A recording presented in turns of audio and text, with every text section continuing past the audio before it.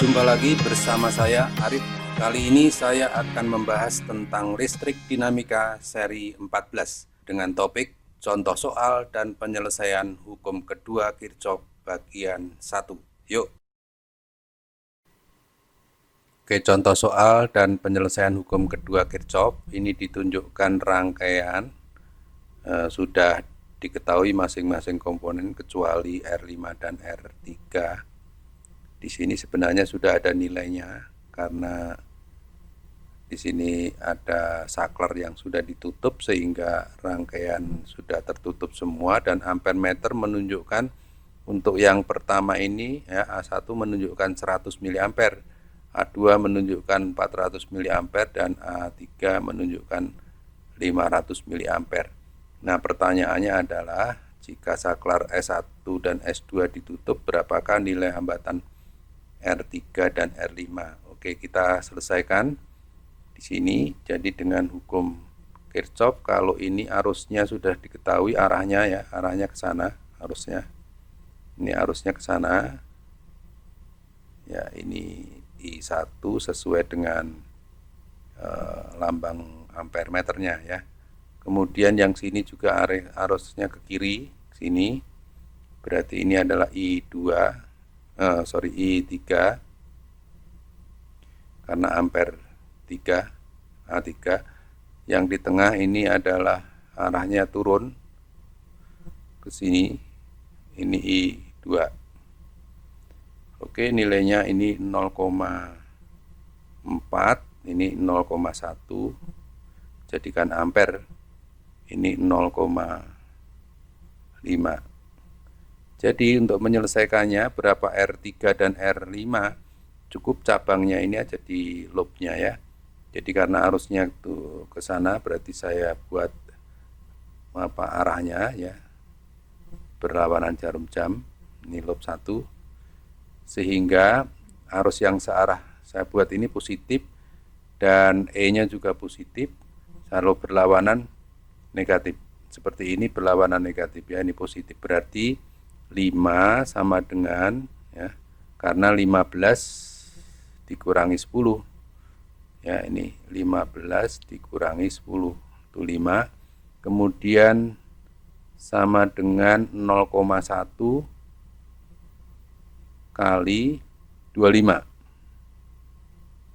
tambah 0,1 kali R5, kemudian dikurang. Kenapa dikurang? Yang di sini arusnya berlawanan dengan arahnya ya, ini sana, berarti min 0,4,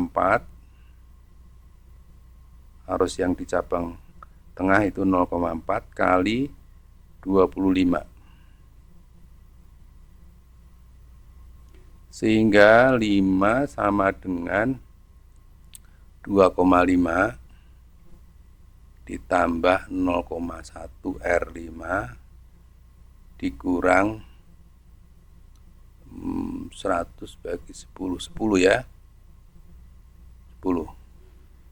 Jadi 15 tambah 2,5, 17,5 sama dengan 0,1 R5. Jadi R5 sama dengan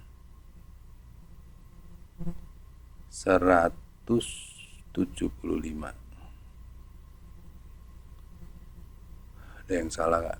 Ini 25, 2,5 betul, ini 0,1 R5, ini 2/5.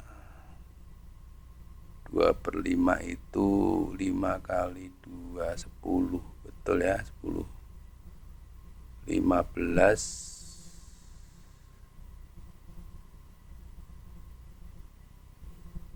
dikurangi 2,5, 12,5. 15 kurangi 2,5, 12,5, jadi 125 ya,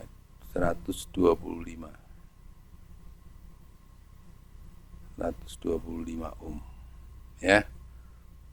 Ketemunya R5 125 ohm. Sekarang yang sini kita buat loop ke sana. berarti ini E2 nya positif jadi 10,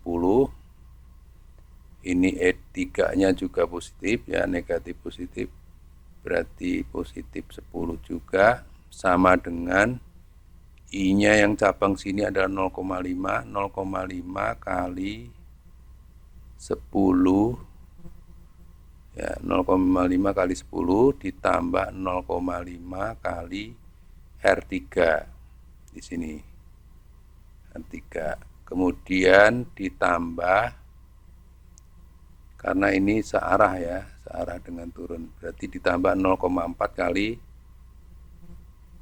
25. Oke, jadi 20 sama dengan 5 ditambah 0,5 R3 ditambah 10 ya.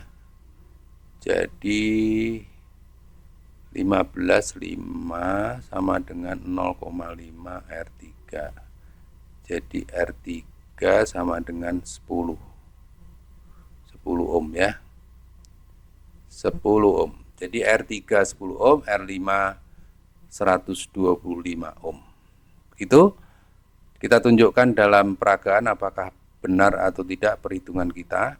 R5 125. Oke, ini adalah rangkaian yang tadi kita bahas ya.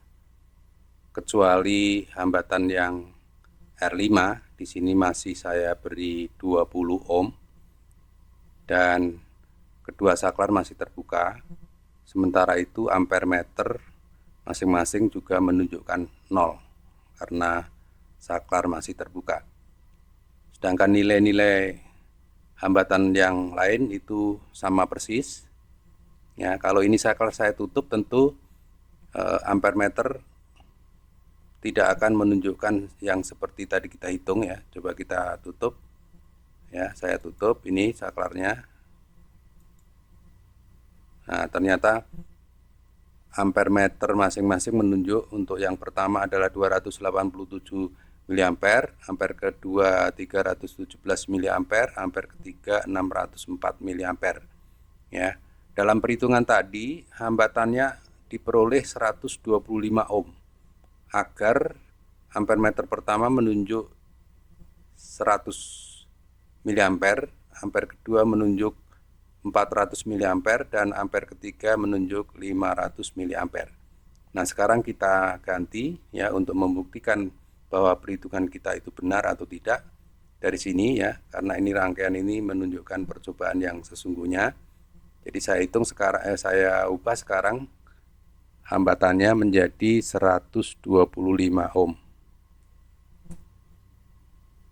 Nah, ternyata apa yang kita hitung sudah benar ya. Jadi rangkaian ini menunjukkan peragaan bahwa apa yang kita hitung sudah benar. Begitu, semoga bermanfaat.